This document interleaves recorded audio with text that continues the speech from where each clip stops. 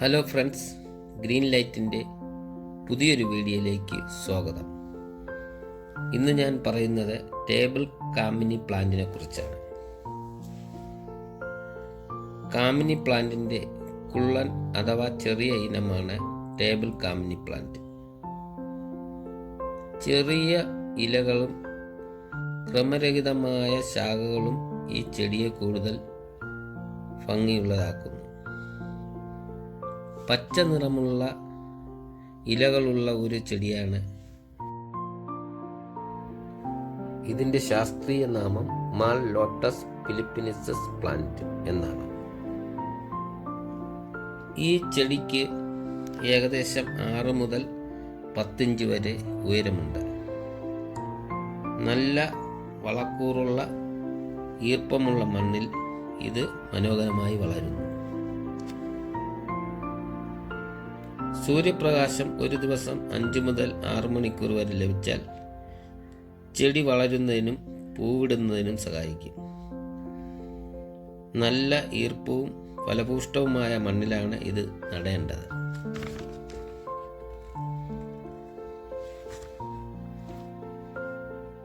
ചെടി നിൽക്കുന്ന മണ്ണിൻ്റെ 1 ഇഞ്ച് 2 ഇഞ്ച് വരെ വെള്ളം നനവ് കിട്ടണം. അമിതമായ വെള്ളം ആവശ്യമില്ല. വേനൽക്കാലത്ത് നന്നായി നനയ്ക്കുകയും മഴക്കാലത്ത് നനവ് കുറയ്ക്കുകയും മാസത്തിലൊരിക്കൽ വളവും ചെയ്യണം.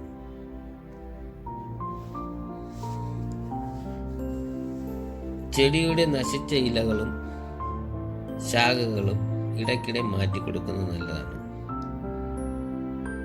ചെടിക്ക് എന്തെങ്കിലും അസുഖം ബാധിച്ചാൽ വേപ്പെണ്ണ തൈലം, യൂക്കാലി തൈലം, സിട്രസ് ഓയിൽ ഇവയിൽ ഏതെങ്കിലും വെള്ളത്തിൽ കലക്കി സ്പ്രേ ചെയ്ത് കൊടുക്കും. ഒരിക്കലും അധികമായി വെള്ളം ഒഴിക്കരുത്. ചെടിയുടെ ഇലകളിലും പൂക്കളിലും വെള്ളം വീഴാതെ ശ്രദ്ധിക്കണം.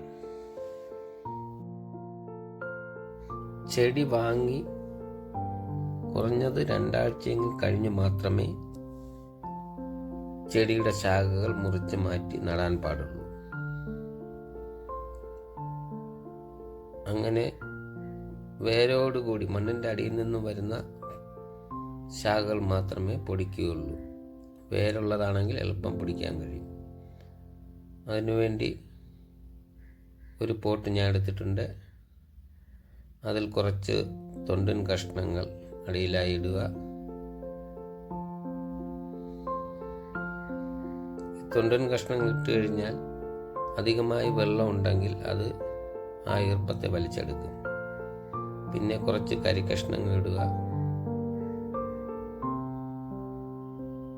അതിന് മുകളിലായി കമ്പോസ്റ്റ്, ചകിരിച്ചോറ്, ചെമ്മണ്ണ്, മണൽ, പെർലൈറ്റ് ഇവ ചേർത്തുണ്ടാക്കിയ പോട്ടി മിക്സാണ് ഞാൻ ഉപയോഗിക്കുന്നത്.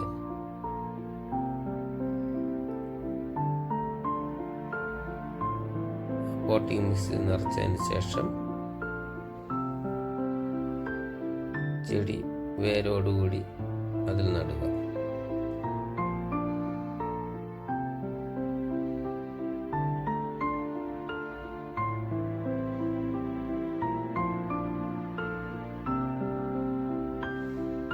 ഈ പോട്ട് ടേബിളിൽ വയ്ക്കാൻ ഉപയോഗിക്കുന്നത് കൊണ്ട് നമുക്ക് പെബിൾസുകളൊക്കെ വെച്ച് ഇതിനെ ഡെക്കറേഷൻ ചെയ്യാം.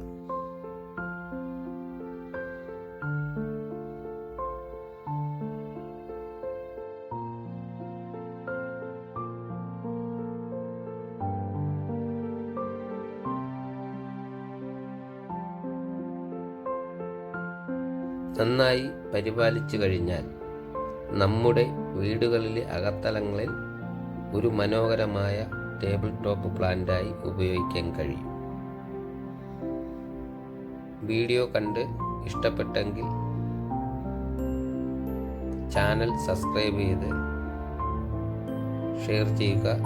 അതോടൊപ്പം ലൈക്ക് ചെയ്യാൻ മറക്കരുത്. ഗ്രീൻ ലൈറ്റിൻ്റെ അടുത്ത ഒരു പുതിയ വീഡിയോ ഇടുന്നതുവരേക്കും എല്ലാവർക്കും ബൈ.